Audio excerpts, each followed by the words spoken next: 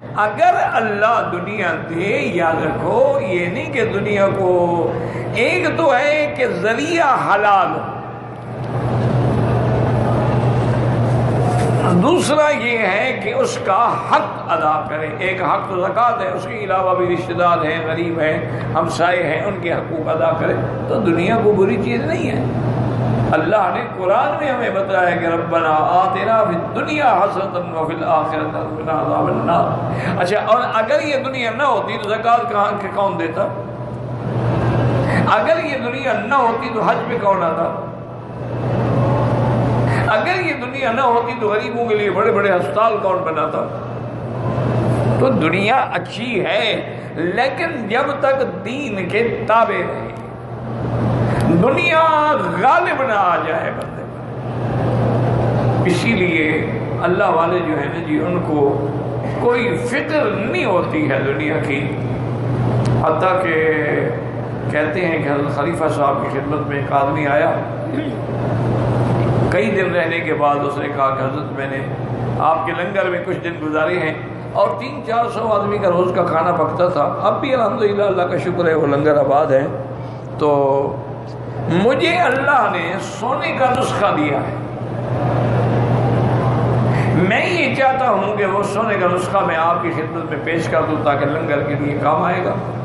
یہ وہ نسخہ ہے، اور اگر آپ چاہیں تو میں مزید 2 دن ٹھہر جاتا ہوں، دوائیں منگوا لیں، میں اپنے سامنے بنا کر آپ کو دکھا دوں گا۔ حضرت نے کہا چادر پڑی تھی، فرمایا ابھی میری یہ چادر کے کونے میں باندھ دو، اس نے باندھ دیا۔ اب وہ دل میں کہتا ہے کہ میں نے یہ سوچا کہ دیکھو پیر صاحب اپنی پیری کا روب مجھ پہ ڈالنا چاہتے ہیں کہ ابھی تو نسخے کے کاغذ کو ہاتھ بھی نہیں لگایا، میں جب چلا جاؤں گا تو اس کو آنکھوں کے نیچے رکھیں گے۔ سردیوں کے زمانے تھے، اس زمانے میں ہیٹر ویٹر تو ہوتے نہیں تھے، انگیٹھیاں وغیرہ رکھ دیتے، تو حضرت نے کپڑا کھینچا اپنا، اس کو ایسے کھولا اور یوں کر کے ڈالا تو انگیٹھی میں گیا اور جل گیا، انہوں نے وہ چیخ نہیں، وہ اندر کہا حضرت آپ نے سونے کا نسخہ چلا دیا۔ میں کہا اللہ کے بندے تمہیں شرم نہیں آتی؟ اتنے عرصے تک اللہ نے مجھے بغیر سونے کی زندگی گزاری ہے اور 300-400 بندے لنگر کو کھانا بھی مل رہا ہے، اب مجھے سونے کا محتاج بنانا چاہے؟ سونا کیا ہے؟ اللہ والے اگر چاہیں تو مٹی کو ہاتھ لگا کے سونا بنا سکتے، تو مجھے نسخے بتا دیں۔ تو اس لیے اہل اللہ کو ان چیزوں کی کوئی غرض، ان کے اوقات میں بھی اللہ برکت دے دیتے ہیں، رزق میں بھی برکت دے دیتے ہیں، تھوڑے بھی برکت دیتے ہیں۔ مجھے یاد ہے جب ہم چھوٹے تھے تو ہمارے گھر میں مٹی کی بنی ہوتی تھی، کلوٹیاں کہتے ہیں اس کو سرائیکی زبان میں، اس میں گندم بھرتے تھے۔ اللہ کی شان، اس میں گندم خراب بھی نہیں ہوتا، نیچے سے اس کا منہ بنا ہوتا ہے، جب ضرورت ہوئی کھول کے نکال لیا، پھر بند کر دیا۔ 2 تھیں یا 3 تھیں، میرا خیال میں اس میں زیادہ سے زیادہ بھی اگر گندم آتی ہوگی تو 20-20 من 30-30 من آ جاتی ہوگی۔ لیکن والد صاحب نے ایک نصیحت کی تھی ہماری والدہ کو کہ اس سے گندم نہیں نکالنی جب تک وضو نہ ہو،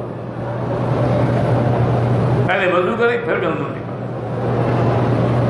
وہ جناب سارا سال وہی گندم چلتی تھی، اس دور میں بھی 300 طالب العلم ہوتے تھے والد صاحب کے پاس، مکران سے اور زیدان سے اور نوکنڈی سے اور سندھ سے اور پتہ نہیں کہاں کہاں سے لوگ آتے تھے پڑھنے کے لیے، جگہ نہیں تھی، کچے کوٹھے ہوتے تھے، مسجدوں میں لوگ طلبہ بیچارے سوتے تھے، اور وہی گندم جو ہے وہ چلتی تھی، سارا سال گزر گیا تھا، گندم ابھی تک بچی ہوئی۔